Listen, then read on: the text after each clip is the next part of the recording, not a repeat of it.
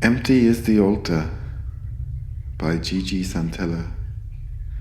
Chapter 1. The Lay of the Land. The harvest was over. The fields were cleared and the soil was turned. The farmer's manicured acreage was lifeless, bereft of its caretaker, and no whisper remained to mourn its absence. The orchard's fruit trees had been severed back to unsightly stumps, providing no visible proof they were once capable of producing life. The altar was empty, the bonfires burned, and their spirits fallen and set permanently into ashen stone. The forest surrounding was mute, not silent, but soundless. There was no echo of the previous season's glory, nor a hint of promise that the next would begin. The honeyed hillside had been drained of color, sucked away by a weak and patient wind, exposing anguished claws atop bloodless limbs which hung flaccid from a dun sky. The birds vanished, and the animals hid themselves beneath the rancid soil, suspended in place by a stale hex of dreamless sleep. The remains of the year were desecrated across the horizon. Occasionally they would drift together to reveal a shamefaced and faithless ghost in the slow-forming eddies which fumbled leeward aloft the hillside, too weak to ask the sky for the snow that would release its soul beneath the dignity of a proper burial. The sun turned an unfocused gaze down on this pallid hollow, judged it unworthy of its attention, and growing only in contempt of its daily obligation, it retired earlier every day, until finally rising, only to sit. In this mockery of an afternoon, the Ginton County Rural Route school bus completed the last of its yearly responsibilities. It idled momentarily, audible pain wheezing from its aged engine, before continuing up the hill and leaving two boys in its rusting wake. Elder turned his head and watched the last streak of yellow be absorbed into the void of grey shadow, then turned his face to the darkness that waited in front of him. He put a heavy hand on the shoulder of the younger child, then nodded, signaling it was safe to cross the main road. Apart from the occasional tractor, the school bus was the only machine that passed this way, but it was a ritual both boys enjoyed and felt necessary. They were not permitted the luxury of door-to-door service, and half-a-mile walk still lay ahead, but neither boy was eager to begin. In a fleeting instant, Elder beheld a vision of what he believed to be his mother and father waiting at the foot of his road to greet him. But with another step, the truth of his identity returned to him. The road was a defeated and pathetic thing, hardly deserving of a name. It was little more than an old cow path winding through the dense forest, and from above it resembled a cruel master's blade of sinister purpose, cut sharp and twisting itself to a thin point that was buried deep into the flesh of the main road. The only indication of its existence was a leering yellow sign that separated it from the main way. Once the Levithian school bus had attempted the steep incline, leaving the boys blamed for the broken axle and to bear the brunt of the town's opinion. A yellow diamond-shaped sign was erected above eye level to commemorate the boys' failure and warn any passerby that this way, their way, was a dead end. The road itself was a victim of the changing seasons, defeated and pathetic in each. In winter, it was an impassable wasteland of shifting ice.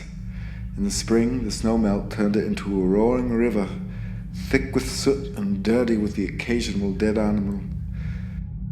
In the summer, the hungry hands of the forest extended their reach from either side and slowly choked the road of its purpose. In autumn, snarls and snags of 1,000 varieties of prickle bush and briar, each carrying seed pods of toxic origin, would dry out beneath the September sun and then relieve themselves into the soil, slowly robbing the older trees of nourishment until the accumulated years of hidden abuse coalesced in total collapse at the impact of an innocent woodpecker's beak. Ash and Elder discussed the weather with reverence and suspicion as they crossed the main road. It is a topic serious as any, anywhere you find two or more New Englanders gathered. Today's topic was an obvious but important one: the change of the season. The first day of the month had arrived, and with it, the hopes for having a happy Halloween vanished like a spectre at dawn. As November's chill descended upon the New England countryside, the strange character of the month weighed heavily upon the minds of the boys. November stood a paradox among the months, a spectral space suspended beyond time. It marked the close of the fall, yet winter's icy grip had yet to take hold. Two mournful straw scarecrows towered over a desolate table where the collapsing remnants, a pair of jack-o'-lanterns, pleaded for deliverance from their suffering. This had been what Elder had mistaken for his parents. The scarecrows had once been comforting companions during their lonely mornings waiting for the bus, but now they appeared wilted and grey. Only yesterday they grinned with the gap-toothed potential of a happy Halloween, but the relentless march of the seasons had humiliated these idols, and they sneered at Elder in the same way his teacher had done the previous morning when inquiring about his lack of costume. Elder had no proof, but he surmised these creations were the handiwork of the boy's sole neighbor, the county's solitary landowner, a bachelor farmer who Elder seldom saw. He owned all the land encircling the home, stretching to the distant county line, and he regularly displayed his seasonal produce for sale on this large, coarse fieldstone. Throughout the year, the boys would discover the farm's produce displayed on the stone. No prices were ever inscribed, only the farmer's Astor family name etched deeply into the rock. Maker. Elder had often partaken of these offerings, and today would be no exception. That morning, before Ash had awakened, Elder had acted to stave off disappointment and pilfered the last 2 pumpkins from the table and concealed them in the thicket near the farmer's wall. Elder knew that his brother's pure nature would protest to the theft, so he orchestrated the scene to appear as though the pumpkins had simply rolled down the hill, reassuring his brother they would surely not be missed. The week before, Elder had gathered all that was necessary for a belated celebration: a blunt butter knife, matches, and a small candle. They would carve their effigies in seclusion, sharing a secret festivity with a morsel of chocolate Elder had stolen from a fat boy at lunch. At the very least, they would partake in a whisper of revelry, and Ash would be spared some of the disgrace Elder had endured in the schoolyard. The other children carried bags bursting with sweets from the town's festival, while Elder and Ash had nothing. They resided far from the town center, and they were the sole family in the county without a farm. No matter the occasion, there was certain to be an exchange between Elder and an adult, questioning why he lacked the customary attire or ornamentation. A fleeting moment of anticipation was his sole chance to defend himself against the inevitable, as the adult's realization of Elder's identity would give way to a look of pity and disgust, a look of knowing. They knew Elder was poor. It was a gaze that Elder refused to accept, and he was swiftly becoming adept at weaving protective tales that shielded both himself and his brother from this unfair judgment. That morning, he had taught this week's defenses to his brother Ash on the way to the school bus. The catechism read, "We don't celebrate Halloween. Our faith won't permit it." Ash, I'm sorry I asked you. I shouldn't have. Elder said, his voice tinged with regret. Everything looks different, don't it, Elder? All the leaves are gone, said Ash, his eyes wandering over the skeletal branches above. They must have fallen. Elder squabbled. Well, fall's gone too. Everything is gone. Elder lamented, his gaze turning inward as he stoically surveyed the landscape. A thought he mulled over for some time resurfaced, and he couldn't help but share it. It's like a waiting room. What is? Ash asked. November. November's like a waiting room. You might not be old enough to remember, Ash, when we went all the way up to Monroe for that funeral. But everyone had to wait inside of this room before they went in to see the body. The room had this peculiar feeling. I've never forgotten it. Like it wasn't a room at all. Like it wasn't even there. Ash contemplated the memory and nodded in agreement. Their walks home adhered to an unspoken rule. Conversation would cease once they crossed the halfway point. But in times of great unease, Ash would pose questions seeking reassurance in the immutable laws governing his universe. He's home all the time now, Ash observed, still unable to form this thought into a question. Yeah,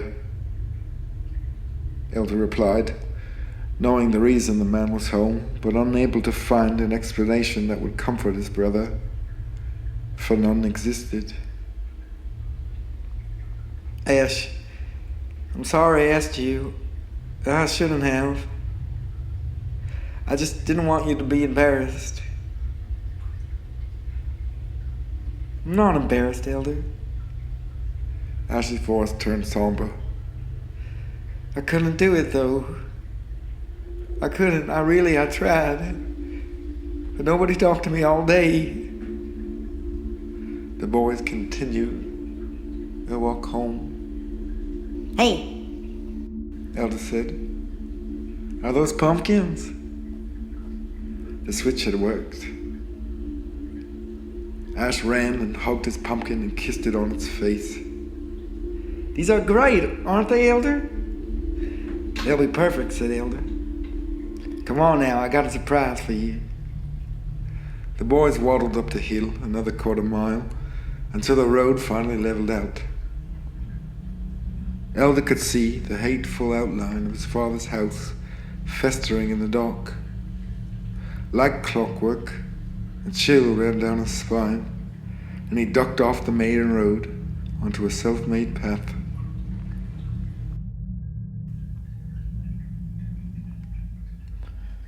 In the secluded corner of the most eastern side of the county was an orchard.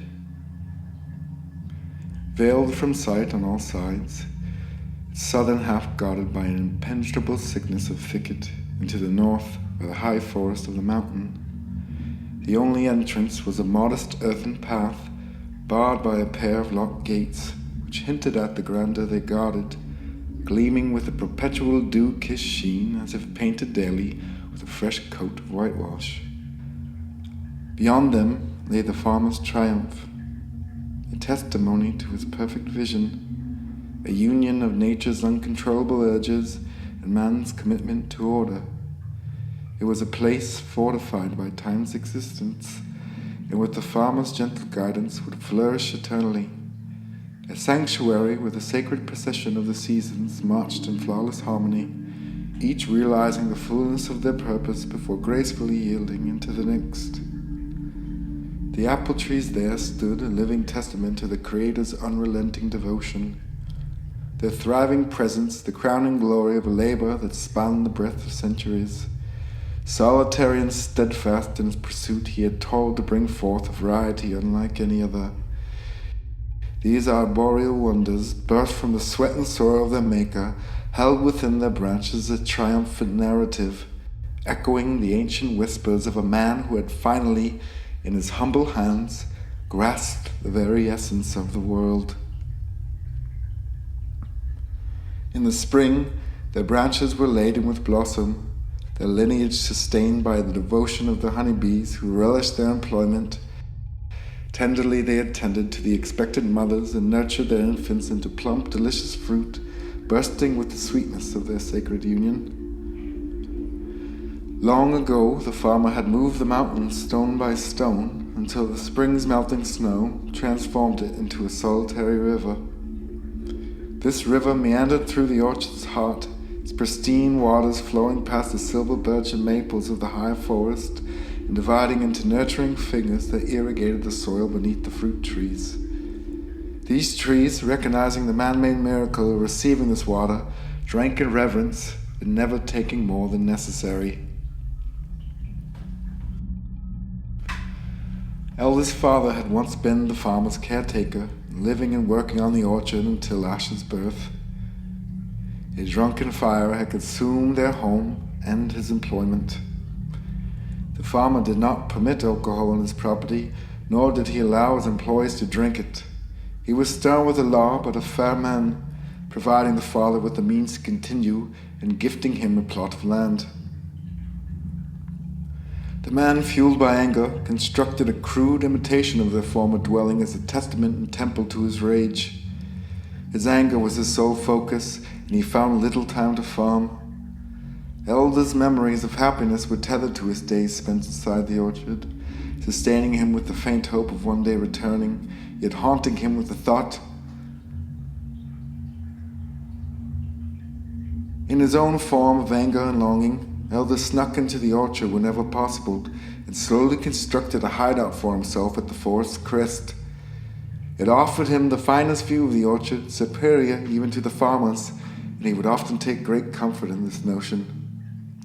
Soon his father's anger turned to resentment, and with resentment came more drink. It took complete control of the new house, and Elda quickly learned that distance was best. The man's wrathful words evolved into violence, and Elda strived to navigate the ever-shifting rules and the punishments. With the passing of time came the maturity of his brother Ash. With his company, life became livable, and at times even enjoyable. Elda enjoyed his brother and learned just as much as he could teach him. Ash was but 9 years old and a wellspring of unrelenting optimism. He was born with an absolute understanding of what was right and what was wrong, and would speak at times as if an ancient deity was feeding him lines of wisdom. He was capable of a confidence and assurance that Elda greatly lacked. Most of the year, the boys had little reason to spend time indoors, and Elda's den became the true home. Sheltered from rain and warm from the snow, gradually filled with tools of survival and pleasure. Elda would catch himself at times smiling as his brother napped. He cherished his brother's good nature and vowed to protect it at all costs. And only this morning he had asked him to lie.